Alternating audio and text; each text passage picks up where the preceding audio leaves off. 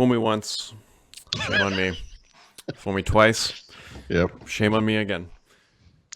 I wish you go had for a bungled third it try. like George W. Bush bungled it. That would have been funnier. But anyway, So the world-changing news of the Monday mornings is that my favorite email application is back from the dead, kind of sort of from the dead again. yep. Third time's the charm. Yeah, I'm feeling optimistic about this one. Not really. You know, But- I feel like you should be optimistic about this Yeah. because you're referring to Newton Mail, by the way. Yes. I don't know if you said the word, but the big difference this time is that the guys who purchased it are clearly fans. Immediately contacted the company that was part of Essential that was, had killed it and said, "Look, is there anything we can do? We would, they're not rich. They didn't, they couldn't self-fund it or whatever. But they." They have a plan, and they have I don't know what you call it. It's like like an escape clause or something. It's like, look, if this thing goes south, we're going to open source it, and we're going to put some infrastructure in place where this thing can survive without us. And you know what? Yeah. I give them credit. We'll see what happens. Yep. But I like the sound of it. I like where their heads are at, I guess. I made it about 18 minutes. When I was like, yeah, I could go get it. I could go get, okay, maybe we'll try it, And then now, yep. What happened? What do you mean? You didn't. I'm like a crack addict. Like it's. But you went back. Oh, so you went back and are using it again? You mean? Yeah. So here's what I'll say to that. I know I must have downloaded this at some point. I must have. And but I talk a lot about different ways to handle email, and we go on and on about that stuff. But last week, I guess at some point, I downloaded it to this computer here, Windows 10, and I know there were mobile clients and everything. And I, like everyone else in this industry, you get kind of attuned doing things a certain way, and we've experienced all kinds of different applications of a certain type or different types of devices, and we all have these kind of knee-jerk trigger reactions. And I liked it. I was surprised to say, or I'm surprised now to say, oh, actually, I see the appeal of this. This is nice. The interface, it works. It's clean. Yep. It's not for everybody, but I quite like it. I don't know. I don't know what to say to that. I mean, I think it works great. I mean, so I haven't tried it on mobile or whatever, but it's a paid thing. I think this is going to be the problem for some people.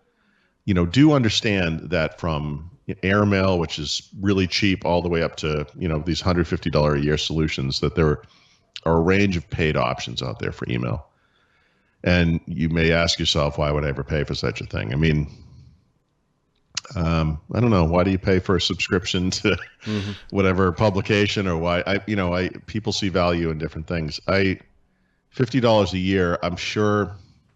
When you and I discussed this, a year or two ago, whenever it was, I probably said something like, I understand why you like this app, but $50 a year, I'm like, I don't get it, But the truth is, I'm paying for email. So the G Suite account that is Thurrott.com is paid for. That's probably $60 or more a year. I pay for Outlook.com because I have an Office 365 subscription. I pay for an Office 365, actually now Microsoft 365 commercial subscription. Our company, we're using Teams today too. We'll talk about that in a little while. It pays for this account, BWW Media. So nothing's free. I mean, I think if you're getting a free Outlook.com account or a free Gmail account, and you're thinking, why would I ever pay? I mean, because no ads. There's all kinds of reasons. So value. I don't know. We could debate that. There's a couple other things too that people need to be aware of. Is the primary one? Oh, I can hear that echo, but I don't think it comes through on the recording. I hope not. It won't be here tomorrow. I'll fix this before. This is just a today thing. Is that there is account setting sync across every device. You log in once, you just log in. And for somebody like myself and like yourself, who jumps multiple from accounts. multiple devices to, you don't have to reset it up. And that is the most frustrating thing about the built-in mail app. But there is one thing that people do need to be aware of, is the way that the service works is that it actually uses an intermediate server to right. aggregate all this stuff. So, and one thing that I really, really like about their blog post, and this is why I'm partially confident about doing this again, is they're looking at including PGP encryption. Right. So what that would do is that your data should be secure based on how they described it, but the PGP encryption would make it so that there's absolutely no way that anybody other than yourself could ever decrypt that data. And so that is a feature that they're promising is coming. And as long as they deliver on that promise, then I will feel significantly better about recommending this for everybody. But for the time being, just know that if you have a Gmail and an Outlook, it's all getting downloaded into one server. And then that's how they do all their fancy magic across all the platforms. It's super convenient, but that is one of the downsides to this app. Interesting. Yeah, you're right. I like Outlook Mobile. It's fine. But yeah, I use a lot of devices, unfortunately, because, I'm reviewing and so forth. And one of the big problems going back and forth between different devices is, you have to set that stuff up manually every time. And also, I could really care very little if anybody ever reads my email. Yeah, me too. No, right. I know. Actually, and maybe this is worth a post or something someday. I've set up my entire, things that matter, like bank accounts and everything like that, all now use 2FA, and none of it goes through to my inbox. None of it. Interesting. I very rarely get anything of sensitive value into my Outlook. Work is slightly different because there could be things like embargoes for Microsoft stuff. But I mean, something like where somebody got into my email and then could figure out how to backtrack into my bank account is extremely small. No, it's good. That's good. That is one of the reasons why I'm okay with putting it on Newton's server. Also, if you look into the history of the two owners now, it very much appears like they would have a lot more to lose if it found out that they were reading people's email. I don't know. I'm not concerned with that, but I completely understand why some might, and why some work at companies where it's just unacceptable. So yeah. Well, actually, that's a perfect example. My friend who works at TechCrunch, his Alex, I've known him for a long time, which is now Verizon. Verizon will not let them use Newton for that. You can't use Newton Mail for enterprise email. It's just not going to work. Yeah. So, okay, there you go. I mean, I'm glad they're doing this. I think it's smart. Like I said, I never thought too much of the app, and I suspect. I should say I never thought too much about the app, and I suspect it was because of the price. But I pay for things. I mean, I pay for a Medium subscription. I pay for a the Momentum browser plug, and I pay for that. I mean, you pay. People value different things, and like I said, looking at the app, I think it looks great. It's a nice app. I love it. So I get it. We will see. The other big news du jour, which Paul slightly alluded to, is that we are now. I've been using it for a while, but we are now full in on Teams yet again. This podcast is brought to you by Teams. So if there's any issues, please email Jeff Teeper, because he's just Stephen.rose@microsoft.com. Stephen with a PH. No. Yeah. I mean, it seems to be working okay. Would you remember? We had tried this before. Yep. Failed. I know. Yep. But what was the problem? The problem before was external access into Teams, or third party or guest access is what they call it now, is because we have a lot of people that don't necessarily work right for a company that we need to interact with, especially on the Petri side, with freelancers and all that stuff. And there was no way when we tried to, it's almost been exactly 2 years, honestly. I was looking at it, that back then you could not do it. And now you can, and it's almost. No, it was a real blocker. Back then it was. Yeah. No, right. And well, I mean, we cover Teams a lot. Yeah, Teams has improved in leaps and bounds over this 3-year period, which, by the way, seems like a 1-year period. But it's amazing how much this thing has grown up. So yeah, it seems like it's working good. Yeah, so we're all back in on that, and I actually I'm not turning Skype on my desktop PC. But you don't use Skype otherwise? No. Wow. Okay. So I use Skype all the time, but. So the other person I used to use Skype with was my wife, who used Skype for Business at work. But then her work converted over to Teams, and now we can chat through Teams. And so the only outlying person I think at this time, but I can fix that because I have the admin accounts, is Mary Jo. What about Mahedi? Does he have an account? He has an account too. Okay. Does he know? Because we need to we need to get our group going in Teams. So we're gonna have to create a Teams team. I think is the best place to do that. It's how it works. So yep, we're all in on the teams. The teams. Yeah. Well, you got the only thing we haven't done, since we're being full transparent here, is our email is still hosted through Google at this time. That eventually will migrate, but that will be the last standing rock that makes the and that's actually confusing because we have email addresses that we're using for Teams, which do map to email. I mean, like I don't use that email. I mean, I don't and maybe that has to change, but like Thurrott.com is on G Suite, but I don't know that has to change or that Thurrott probably doesn't, but the parent it probably doesn't matter in a way. But then again, I suppose I don't know if it matters. I don't know. So it'll be a journey, a migration journey. I don't know. I've used Teams to keep. I kind of got away from OneNote actually when we started using Teams because OneNote is a little too overkill for me, which is weird. I know you can pare it down. Well, I'll let you in on a conversation I had with the person who used to run that team who left Microsoft, and she was asking me, one of the last things we talked about before she left was what you just said, because it's funny because like everything else in the Microsoft world, there are people run the gamut, and there are people who will not use like the Windows 10 version of OneNote because it doesn't have some esoteric feature that's only in like the 2016 client or whatever they're calling that now. But I think there's a bigger group of people who approach the world from like, I have very basic needs, Yeah. And if you ever use like OneNote on mobile, that app is kind of like that. It's actually really simple, and I used it at the gym for keeping track of weights and stuff like that. But this is a concern Microsoft had. I don't know if they still have it, but that even like the Windows 10 client is like, it's a little feature heavy for something that for many people is just like a list maker or, whatever. But it has all those benefits of, because it syncs with your account and blah, blah, blah, So anyway, that's interesting that was an issue for you. Issue might be the wrong word, but I think it's just, I didn't need it. So what I've done. Well, you don't drive a battleship to the grocery store to get a loaf of bread. That's a good analogy. Yeah. I mean, the way I use it is I have a Teams that I call stories.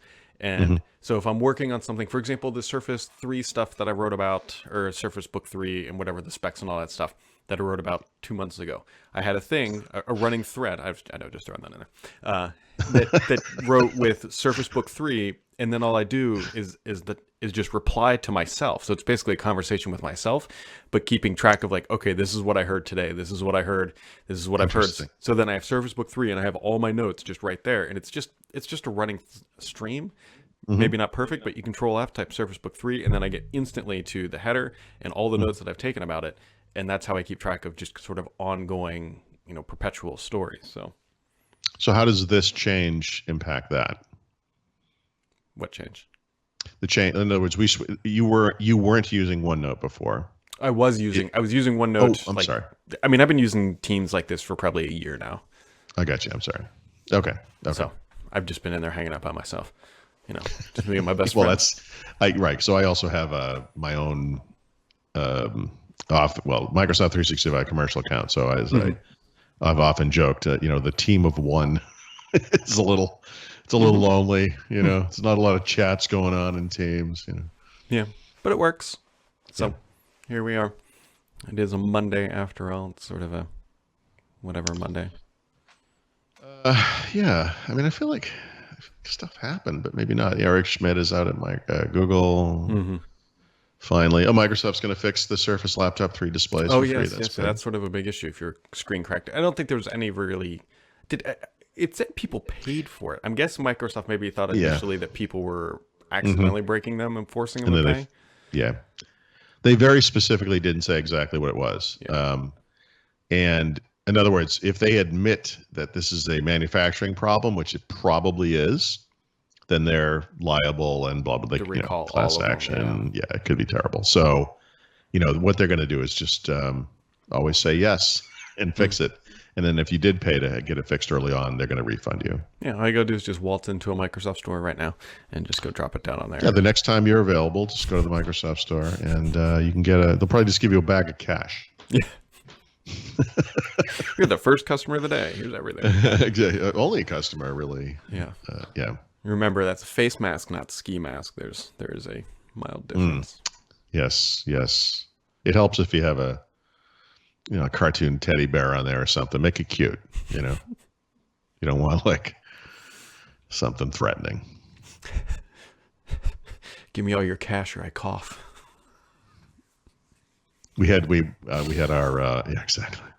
That's, by the way, I mean, unfortunately, that terrible stuff has happened. People have been coughing and spitting on people. It's just awful. But we had our first. We have the farmers market continues through the winter, but for some reason this past weekend it was like normal. So it was as big as it always was. It's people everywhere. Of course, we're all wearing masks, so it looks like a refugee camp in Syria or something. But jeez. No, I mean it was a weird juxtaposition of normal and what the hell is going on here. And you couldn't walk in there without wearing a mask. They had masks if you didn't have one. Mm-hmm. There were a couple of cops milling around to make sure everyone had their masks on, I guess. But it was just a weird. It was like, oh look, it can be normal again. And then you kind of looked a little closer, and you're like, this isn't quite normal. Close. Yeah. I bought a tree this weekend. I'm sorry. Did you say a tree? I did, actually. We did a bunch of. It was Mother's Day, which other issues aside, shipping related, because I purchased something on Tuesday for my wife. It said promise to be here by Friday. I believe UPS has now lost the package. We're at that point of the 12 stages of your package is totally effed scenario. Yeah, I think that they've actually changed the definition of the U in UPS to mean something else, like untethered, unfathomable, unfound, unclear. Yeah. Anyways, so on Mother's Day, like we've done this every year since pretty much we've had the house, but realistically since we've had a kid, is we plant flowers on Monday. Like we do gardening things, and so we did a ton of it yesterday. It actually turned out to be a great day, and we had some gardening work done, like some retaining walls built. For like raised flower beds. This was like 2 weeks ago. So like we're filling them with stuff. And one of them needed a tree. And so I bought a tree. Like how big of a tree? What are we talking about? This is a Sargentinian crabapple, I think so. Okay. I might be making that up. Sargentinian? Paul, I'm telling you, if there's one like place... Like a Sardinian, maybe? Maybe. Sargentinian? What is it? It's like a Beatles-themed crab tree? Hold on. I took a picture of it. No, Sargentinian. That's the term. Wow. Okay. Or Sargentina crabapple. Sargentina? Look. Like Argentina with an S? No, I believe you. I'm sorry. That's what it is. I can't read that. But okay, that's fine. Anyway, how big is the tree? It's not huge, but it'll fill out. It's not like I didn't buy an oak tree. This is a thing that kind of grows. Yeah. It's not like a weeping tree. It'll be real pretty in the spring and whatever. I don't know where I was going with this story, but anyway, so I bought a tree and I planted a tree. And my wife went and bought a whole bunch of pretty plants, and we planted them all and did a bunch of gardening. And I had something I was going with this story, and I have no idea how it was going to end. Mother's Day, planting something. Yeah. Did you have snow this past weekend? No, we did not, thankfully. It is cold. We had a brief period of flurries. Which wow. I heard something outside. I'm looking out the front window. And the neighbor's kid is out trying to fly a kite. She's your daughter's age. She can imagine this went poorly. But it was really windy, and so the thing kept hitting the ground. And I said to my wife, who was in another room, something, whatever, like this, the kid across, I know the kid's name, whatever. And she came up to look, and I'm like, what is all that stuff blowing around? Is that dander? Yeah, no, I thought it was like coming out of the trees or something. She goes, that's snow. I'm like, no, seriously, what is it? She goes, no, that's snow. And I'm like, what? It didn't even look like snow. Yeah. I think because it was green, like everything's green.